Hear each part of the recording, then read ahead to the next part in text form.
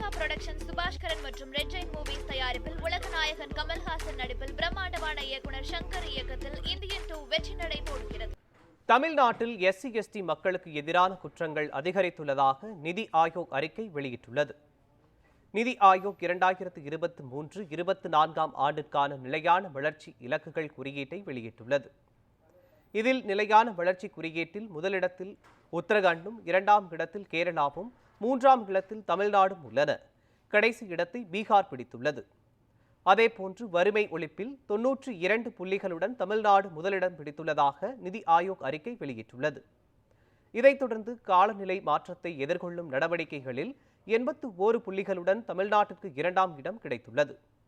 மேலும் தமிழ்நாட்டில் SC/ST மக்களுக்கு எதிரான குற்றங்கள் அதிகரித்துள்ளதாக தகவல் வெளியாகியுள்ளது. அதன்படி 2021இல் 7.90 இருந்தது தற்போது 12.20 உயர்ந்துள்ளது.